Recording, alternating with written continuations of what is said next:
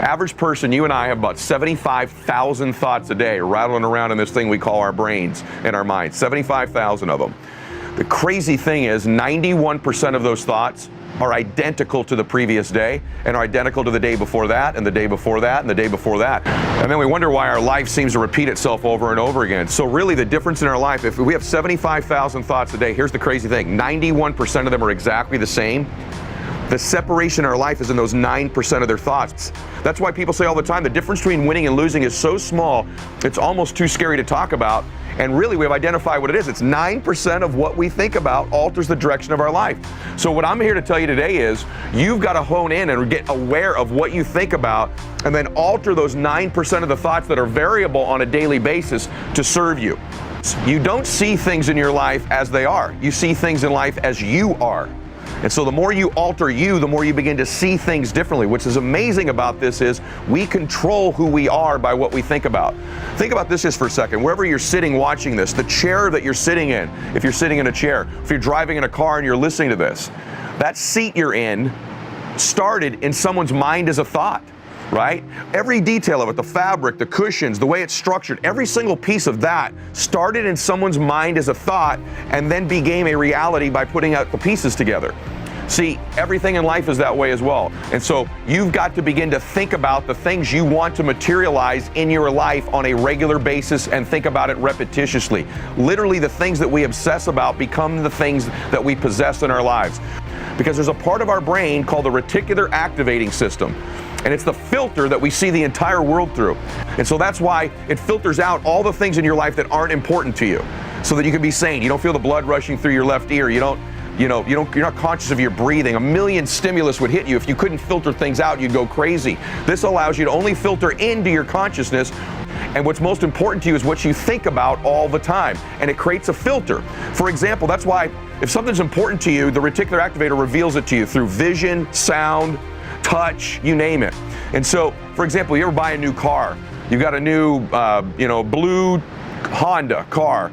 All of a sudden, don't you see that car everywhere? It's on the third, it could be 3 lanes over, other side of the freeway. You see blue Hondas all of a sudden everywhere. They were already all over the road. Why do you see them all of a sudden? You ever notice that before? Because that's become important to you because it's part of your reticular activating system now. So what if you could program your mind that the blue Hondas of your life are your goals, your dreams, and your visions? And the way we do that is repeated thinking, looking at our goals, visualizing them, seeing them over and over again. So let me give you a couple tips to do that. Number one, your smartphone you check about 400 times a day. 400. The most important thing you could do is on your screensaver, program the thoughts that would serve you, the goals that would serve you. That gives you 400 triggers a day. Every time you pick up this phone, you're looking at your blue Hondas. You're looking at what's most important to you. And what happens is when you put that down, the RAS begins unconsciously to help filter into your existence the people, the places, the conversations, the things that will help you materialize that space you've created with the thought. It fills it with the furniture of your life, the furniture, the people, places, and things. So the second thing is to program your phone with your goals and dreams. That's 400 triggers a day to begin to alter those 9% of your thoughts.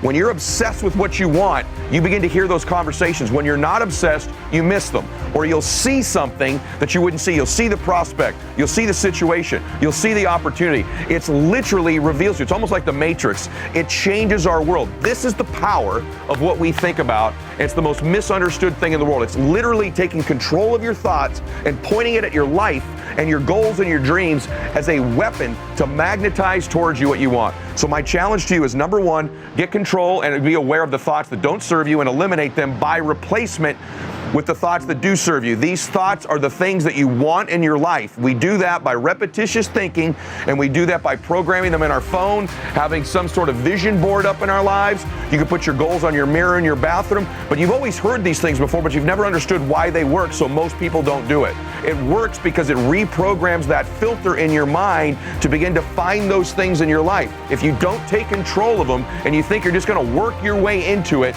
you will work yet another year, another month, another decade, and that life's going to look an awful lot the same because We become what we think about, and if we don't alter those 9%, our life ends up looking exactly the same. So my challenge to you is to program your RAS, to write those goals down, and to repetitiously program them into your thinking as much as you can. I used to walk this beach as a kid and say, this is where I want to live someday. I knew exactly what beach, I knew exactly the area, and the more my brain went to work on that specific thought, that specific place, the more likely it was to happen. So remember this, the more specific you are with your thinking, the more intentional you are with the thoughts, the higher the probability of it happening, and your brain can go to work, that RAS can go to work on finding the people, places, things, and resources to fill in that very specific thought that you have. So don't be general, be specific, and repeat it over and over and over again to yourself, and you got a whole lot more likelihood of happening. The other thing is this, your brain likes to gravitate towards what it's most familiar with. The brain loves familiar things, okay? So the more you think about something, the more you place yourself on that beach, in that house, with that amount of money, with that body, the more repetitive it is that you place yourself in those things, those places, and those situations.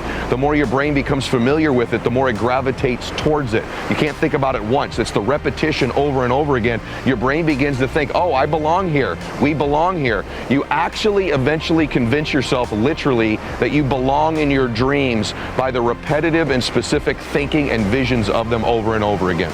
The last part of the steps that I want to share with you is that you've got to control the beginning and the end of your day with your thinking. And so one of the first things you need to do when you wake up, after you do your stretching, your prayer, your meditation, whatever it is to take a 5-minute window and control your thinking, whether you after your meditation, your prayer, whatever it is, but you take a 5-minute window and you visually see your goals and dreams. Picture them as videos in your mind. Picture them as you possessing them and see them written down on a sheet of paper.